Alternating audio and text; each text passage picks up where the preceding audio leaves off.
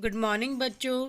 मैं सीमा शर्मा आज आपको वर्कशीट 46 जो कि नाजीवाद और हिटलर का उदय का भाग 4 है। इसमें हम ये पढ़ेंगे कि किस प्रकार हिटलर द्वारा जर्मनी पे शासन किया गया के बारे में पढ़ना है। आइए चलिए देखते हैं आज की वर्कशीट में हमें क्या क्या पढ़ना है। आज की वर्कशीट में हमें पढ़ना है कि हिटलर ने किस प्रकार जर्मनी पर कठोर शासन किया, कैसे कैसे उसने फ्रांस बाकी देशों पे युद्ध करा, उनके साथ कब्जा करा और किस प्रकार प्रथम विश्व युद्ध के बाद द्वितीय विश्व युद्ध का अंत हुआ। और उसके बाद हमें पढ़ना है कि किस प्रकार जर्मनी में यहूदियों के साथ और बाकी अन्य जर्मन वासियों के साथ व्यवहार किया जाता था। आइए चलिए देखते हैं। आज की वर्कशीट का सबसे पहला टॉपिक है हिटलर द्वारा जर्मनी में शासन।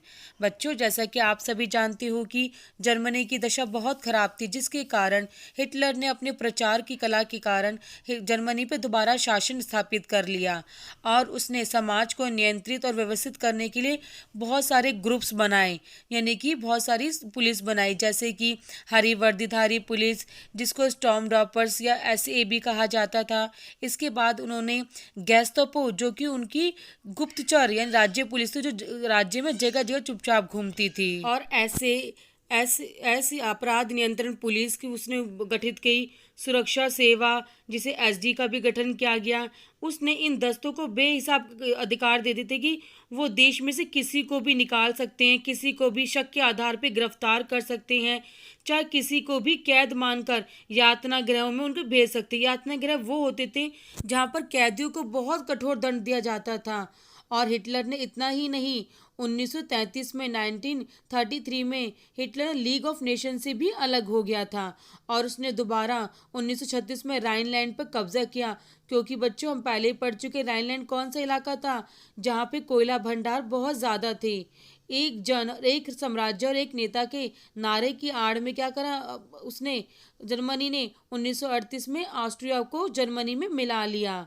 और इसके बाद उसने धीरे धीरे चेकोस्लोवाकिया को भी हड़प लिया, यानी पहले उसने राइनलैंड पे कब्जा किया, फिर ऑस्ट्रिया को हड़प लिया और साथ बाद में उसने चेकोस्लोवाकिया पे भी कब्जा कर लिया। और इतना ही नहीं, सितंबर 1939 में उसने पोलैंड पर हमला कर दिया, जिसके बाद फ्रांस इंग्लैंड के साथ भी उसका युद्ध शुरू हो गया। और यह युद्ध धीरे धीरे किस में बदल गया? द्वितीय विश्व युद्ध में। जबकि हम जान चुके हैं कि प्रथम विश्व युद्ध का अंत कितना बुरा था, लेकिन फिर भी जर्मनी के कारण द्वितीय विश्व युद्ध शुरू हो गया।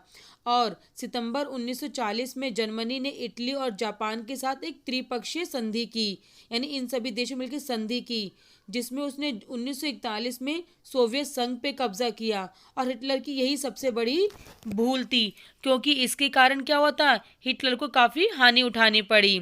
और जब जापान ने हिटलर का समर्थन दिया, यानी जापान ने किसका साथ दिया? हिटलर का साथ दिया, तो पर्ल हार्बर जो अमेरिकी ठिकानों को बमबारी का निशाना बनाया, तो अमेरिका ने द्वितीय विश्व युद्ध में कूद पड़ा। अब जैसे प्रथम विश्व युद्ध में एंट्री हुई थी अमेरिका की बाद में, ऐसी द्वितीय विश्व युद्ध में भी अमेरिका की एंट्री बाद में हुई, क्योंकि हिटलर ने उनकी जगहों पर कब्जा कर लिया था। तो युद्ध मई 1945 में हिटलर की हार हो गई और अमेरिका ने जो बेटा परमाणु बम थे, न्यूक्लियर बम कहाँ गिराए थे? जापान के हिरोशिमा शहर और नागासाकी शहर में गिराए थे, जिसका अंत उन्हें काफ़ी सालों तक भुगतना पड़ा। और इसके साथ साथ द्वितीय विश्व युद्ध भी खत्म हो गया, क्योंकि युद्ध की हानि हमेशा गलत होती है। युद्ध की भरपाई हमेशा आम जनता को ही करनी पड़ती है, जो कि काफ़ी हर्जाना फुल होती है। आइए बच्चों चलते हैं, इसके बाद देखते हैं जर्मनी में लोगों के साथ क्या क्या व्यवहार होता था। जब जर्मनी में हिटलर की सरकार बन गई थी, नाज़ी पार्टी बन गई थी, तो उसने शुद्ध आर्य जर्मन लोगों को ही समाज में रहने की इजाज़त दी। जिनकी नीली आंखें होती थी और गोरे होते थे, उन्हें शुद्ध आर्य जर्मन माना गया। और उसके अलावा जो बाकी नस्लें थी, बीमार लोग जो थे, अपंग होते थे, बूढ़े, समाज में को उन लोगों को कौन सा माना गया? अवांछित यानी अनडिजायरेबल लोग माना गया और समाज से उनका सफाया करना शुरू कर दिया गया। और यूथनेजिया क्या था? एक दया मृत्यु कि लोगों पे दया करके उनको मार डालना। कार्यक्रम के तहत बच्चों लाखों जर्मनी वाले लोगों को मार दिया गया था। कौन से कार्यक्रम के तहत? यूथनेजिया कार्यक्रम, जिसे दया मृत्यु भी कहा जाता है।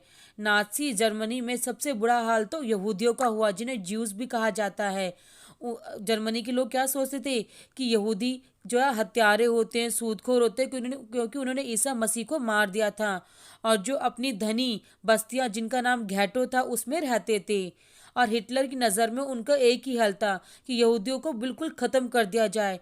और पूरे विश्व में सबसे ज़्यादा बुरा हाल यहूदियों का उस समय हुआ था। 5 लाख से ज़्यादा यहूदियों को मार दिया गया था। उन्हें जगह तड़पाया गया, उनके रोजी रोटी के साधन भी छीन लिए गए और उन्हें समाज से बिल्कुल अलग कर दिया गया। और उन्होंने जो पोलैंड में जो गैस चैम्बर बने थे, उन गैस चैम्बर में ले जाकर उनको दम घोटकर मार दिया गया। ये बहुत बड़ा नरसंहार था जो हिटलर का क्रूर रूप पूरी दुनिया के सामने प्रदर्शित करता है। तो बच्चों, आपको पता चल गया कि हिटलर ने कैसे शासन किया था जर्मनी पे।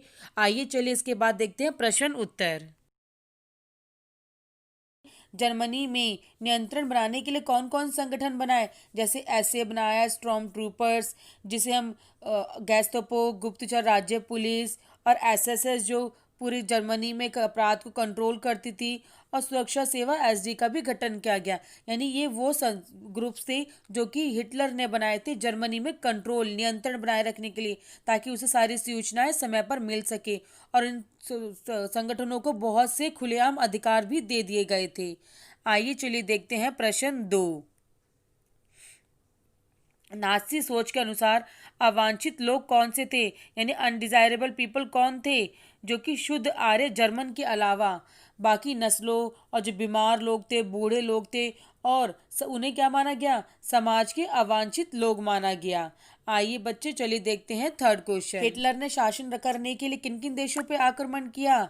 उसने चेकोस्लोवाकिया पे आक्रमण किया, पोलैंड पे, फ्रांस और इंग्लैंड पे शासन किया, और अंत में किस पे शासन कर दिया था? सोवियत संघ पे शासन किया था। तो इसीलिए हिटलर की सबसे बड़ी गलती यही थी। आइए चलिए देखते हैं बच्चों फोर्थ क्वेश्चन। यहूदियों के साथ नाजी व्यवहार किस प्रकार का था?